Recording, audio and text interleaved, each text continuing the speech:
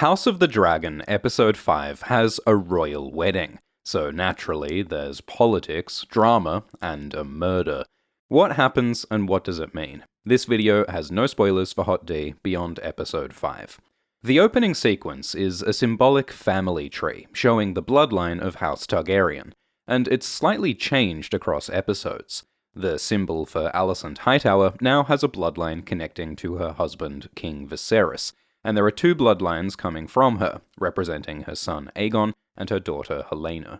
The symbol for Rhaenyra now connects to Laenor Velaryon, who she marries in this episode. In the previous episode, Viserys told Daemon to go back to his wife in the Vale. So now in the Vale, we finally meet Daemon's estranged wife, Rhea Royce.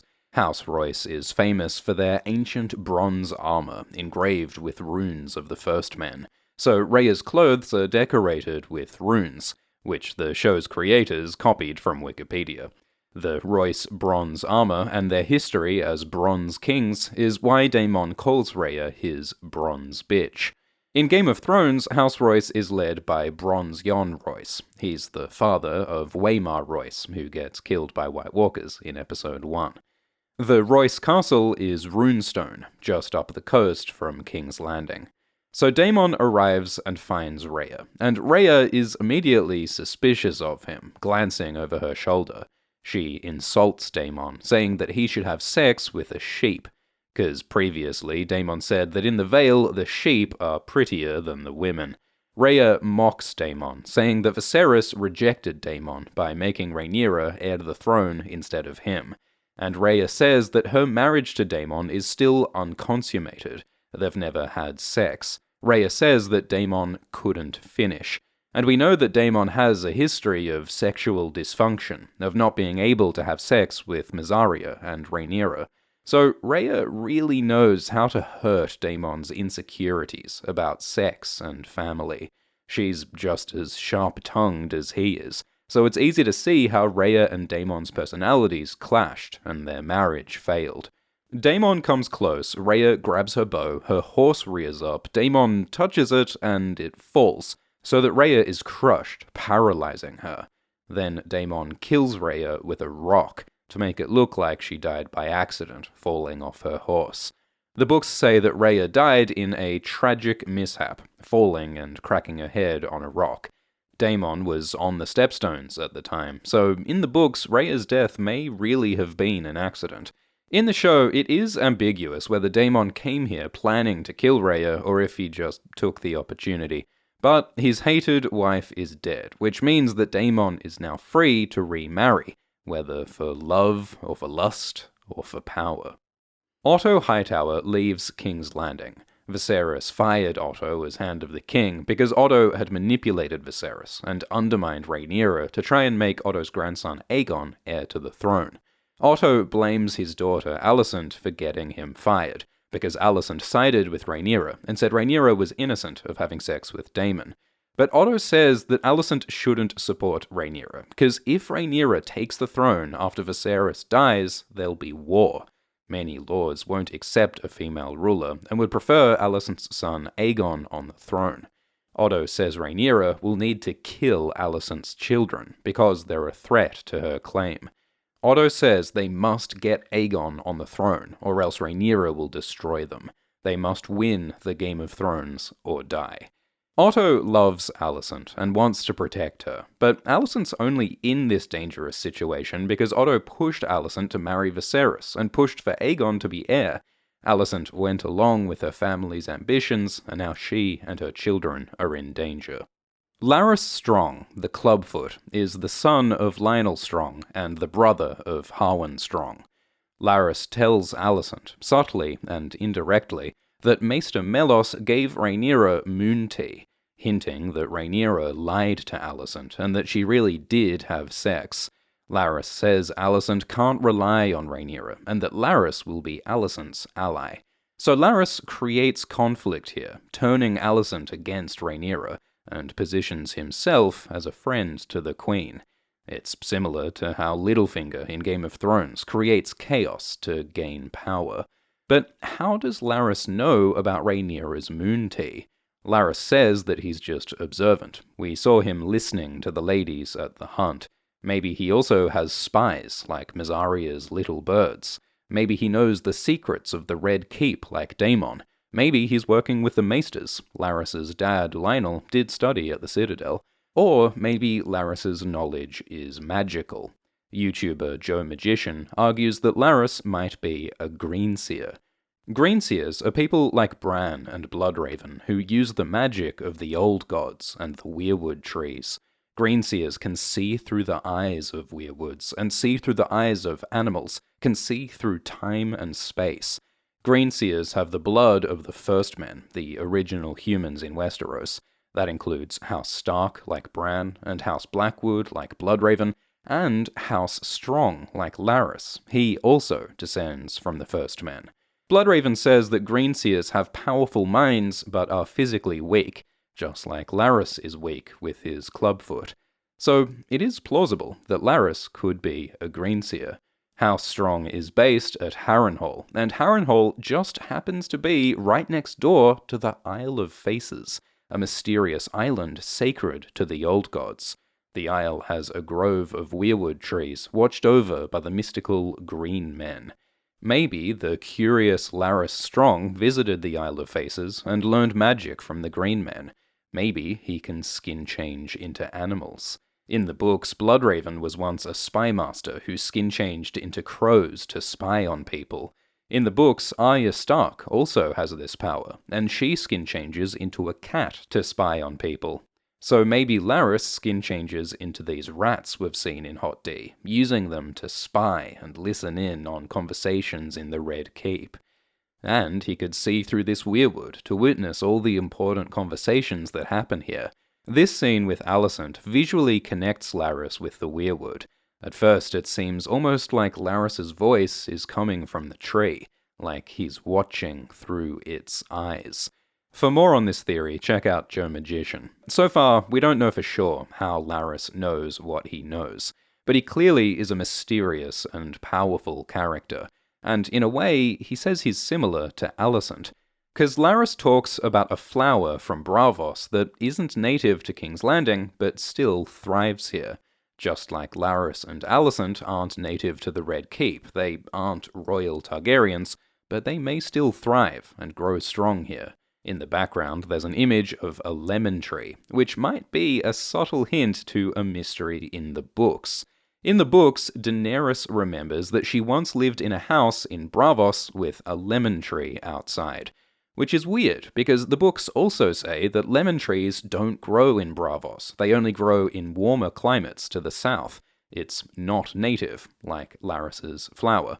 Some fans speculate that Daenerys' house with the lemon tree was actually in Dorne or someplace for a conspiracy. Viserys and Rhaenyra sail to Driftmark, the island of House Velaryon. Viserys gets seasick and pukes, so his new Hand of the King, Lionel Strong, gives him a cloth to wipe the vomit. In Game of Thrones, Jaime says the king shits and the hand wipes. It's the job of the Hand of the King to solve the king's problems and to clean up his mess. It's interesting that Viserys takes this miserable boat journey instead of just flying a dragon. Viserys doesn't have his own dragon anymore, but he could have hitched a ride on Rhaenyra's dragon, Syrax. We've seen dragons used as passenger vehicles before, like they're a big, scaly, flying minibus. But maybe Viserys is afraid to ride dragons. He said that dragons are an uncontrollable, dangerous power. They arrive at the Velaryon castle, called High Tide. The Velaryons originally lived in a smaller castle, but after Corlys made heaps of money on his voyages, he built this newer, better castle. High Tide is on its own small tidal island, which is only accessible by foot when the tide is low, which shows the Velaryon connection to sea power and ships. Lionel is offended that the Velaryons don't greet King Viserys outside. It's meant to be a big deal when the king visits your home, like when King Robert visits the Starks in Game of Thrones. But Viserys is just greeted by Laena Velaryon, the daughter of Corlys and Rhaenys. Previously, Viserys rejected Laena's marriage proposal, so now sending Laena to meet Viserys is a reminder of how insulted Corlys felt, that his family was denied a royal marriage. Corlys meets Viserys inside, seated on his driftwood throne. According to ancient legend, this throne was given to the Velaryons by the Merling King, a kind of mermaid sea god. It is a total power move that Corlys has the king come to him, and that Corlys stands over Viserys. Corlys is a very proud man who wants everyone to know how great he is. This room is called the Hall of Nine. It's full of treasures and trophies that Corlys got on his famous 9 sea voyages. There's a snake orrery, and a hanging city, and a giant seashell. And now Corlys adds the crab feeder's mask to his collection. Corlys has achieved so much that he lives in a museum of his own awesomeness, and yet Corlys is still not satisfied. Viserys proposes for his daughter and heir Rhaenyra to marry Corlys's son and heir Laenor. He says this will finally unite the Targaryens and Velaryons. Which is funny, because Corlys Velaryon's wife, Rhaenys Targaryen, is standing right there. They're already united.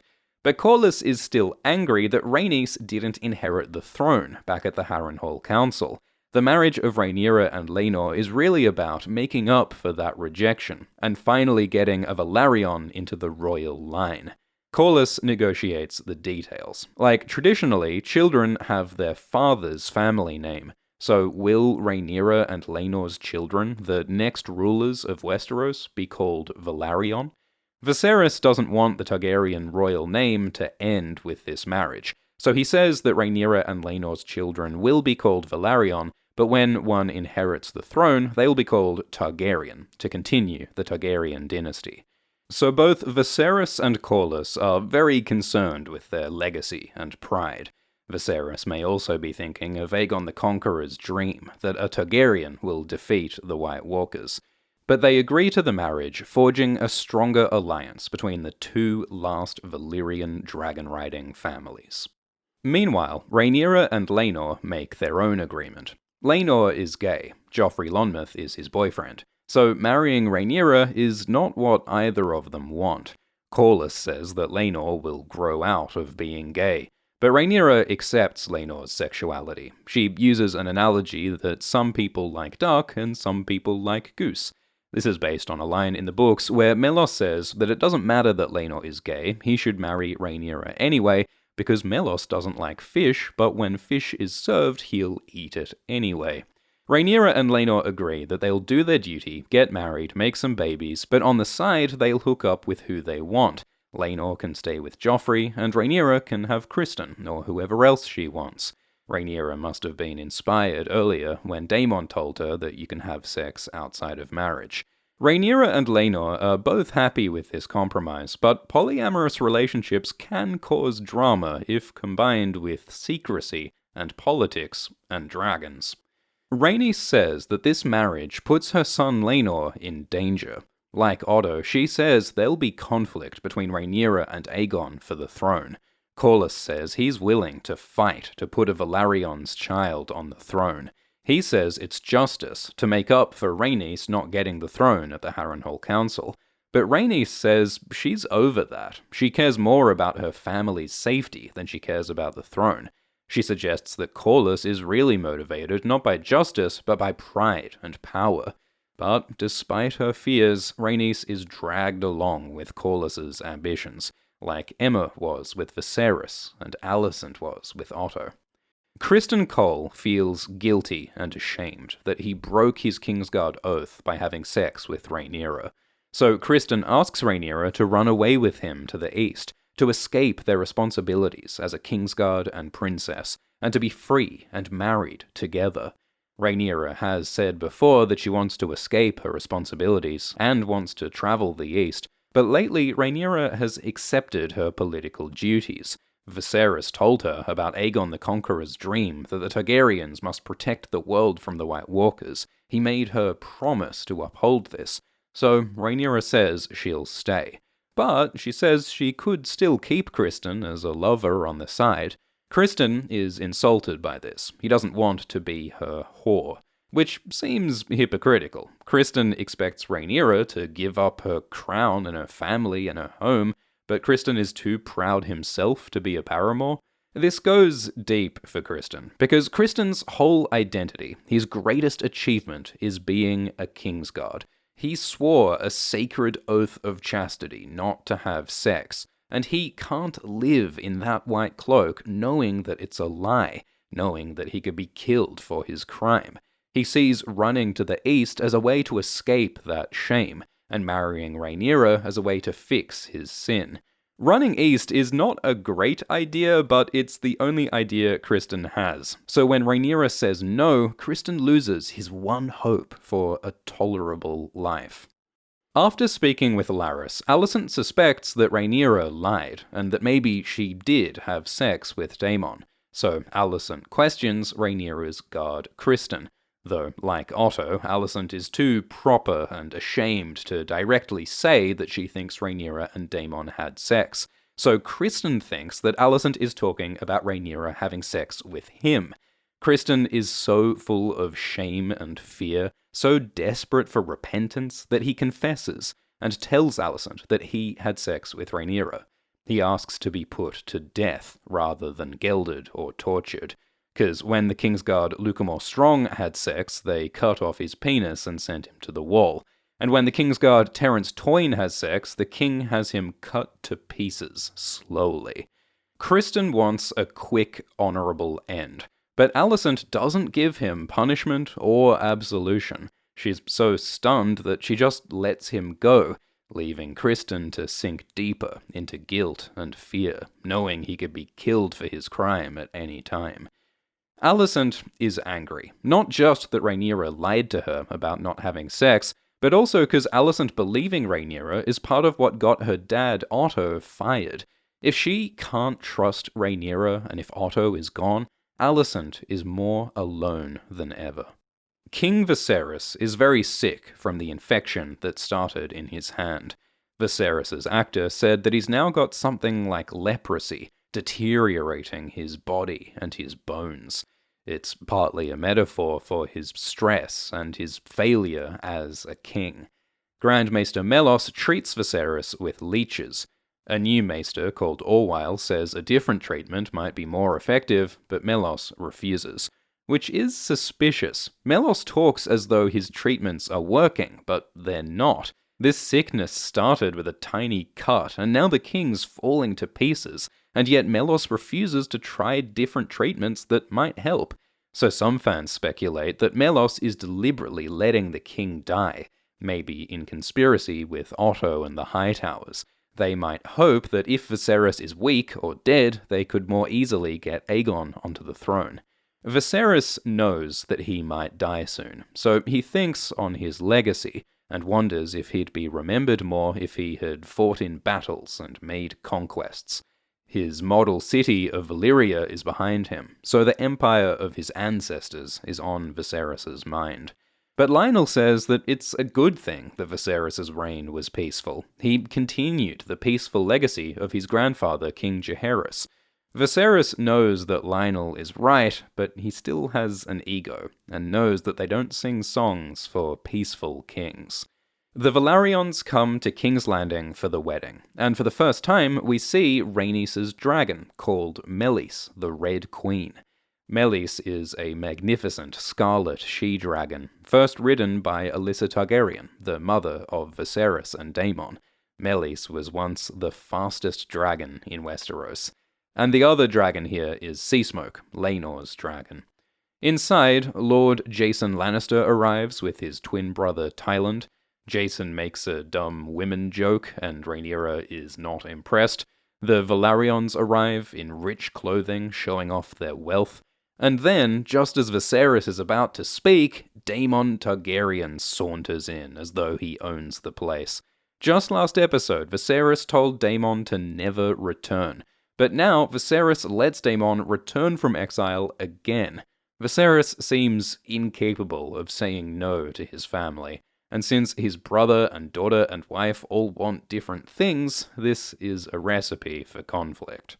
When Viserys starts his speech, he's interrupted again by Alicent in a brilliant green dress. Earlier, Alicent felt alone and betrayed, so now she rises defiantly and asserts her own power as queen. Green is a Hightower color.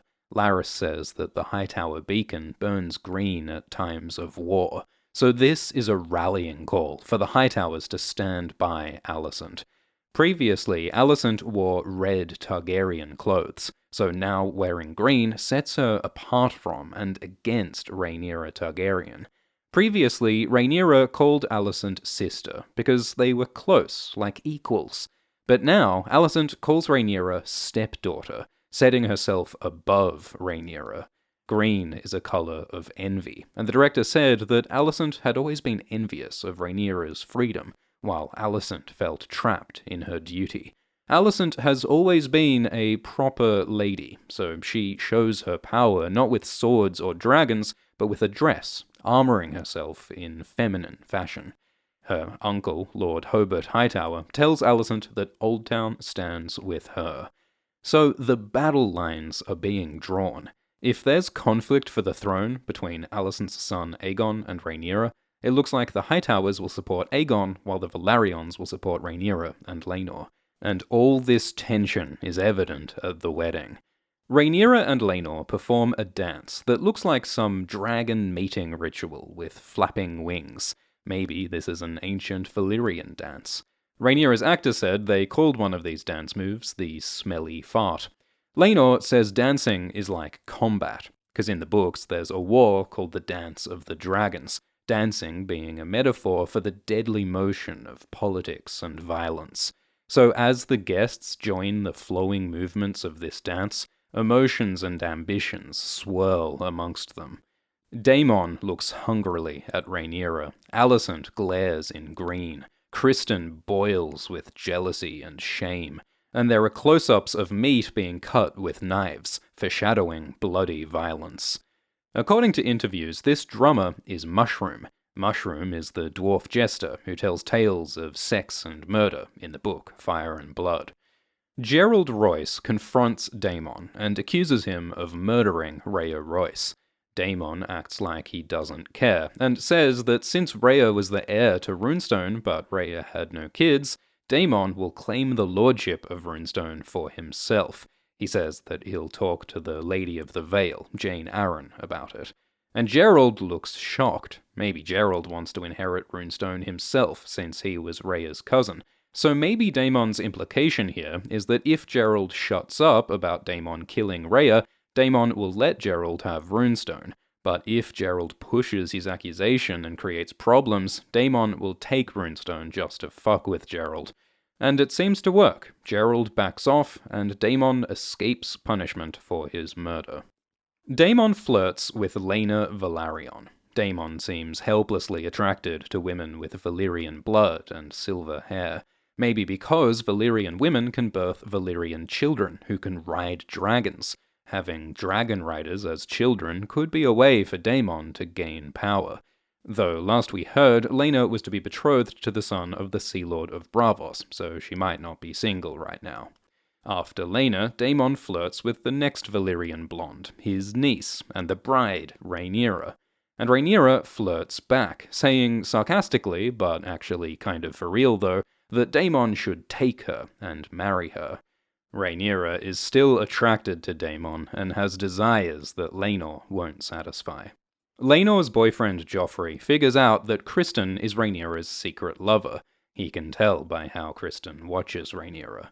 So Joffrey tells Criston that he knows Criston's secret. He says that together they can protect both their secret affairs, Joffrey's affair with Laenor and Criston's with Rhaenyra. You can read this as a threat, like Criston better keep Joffrey and Laenor's affair secret, or else Joffrey will expose Criston's secret affair. But while Joffrey is fairly relaxed about these secrets, Criston is a ticking time bomb, full of pent-up resentment, shame, and suicidal rage. Full of emotion and scared that Joffrey will blab his secret, Criston snaps. He starts a fight. He punches Laenor. There's chaos. So Lionel sends his son Harwin in to get the princess to safety. Harwin Breakbones is said to be the strongest knight in Westeros, so if you need muscle, he's your guy.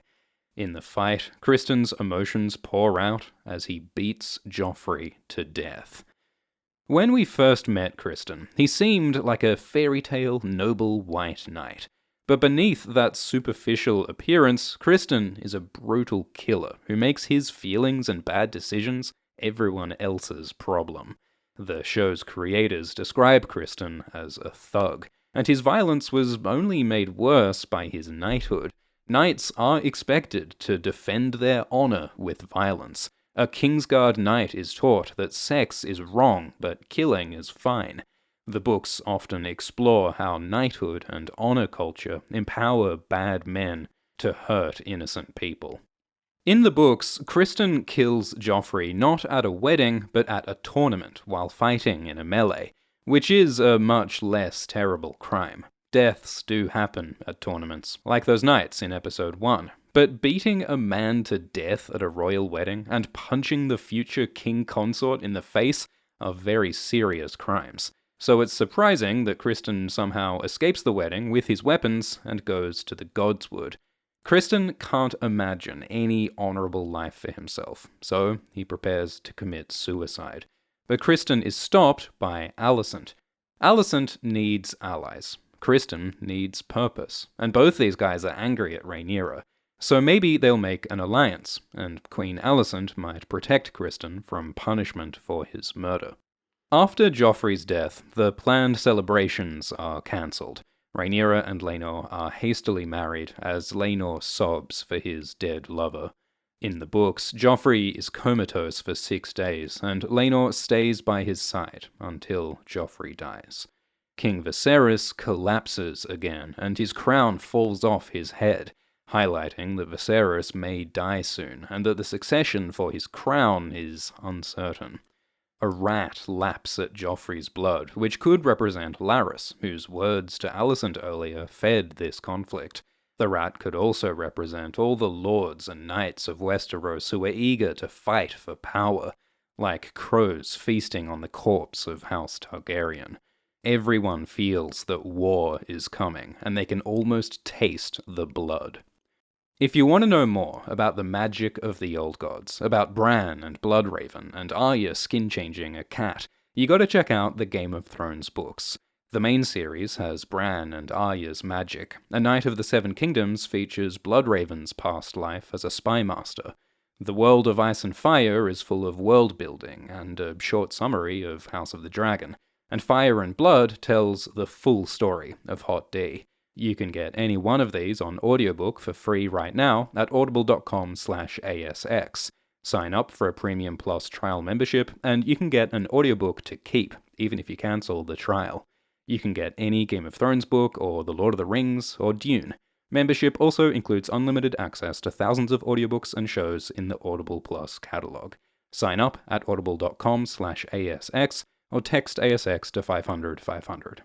Thanks for watching. Please like and subscribe, and check out the Alt-Shift-X podcasts linked below. Thanks to the patrons, including Saktatat Kwan Chaitanya, Carrie Steyer, Maxwell Gierk, Jerry, Cairo Minot, Laurie Perek, and Thanos is God. Cheers.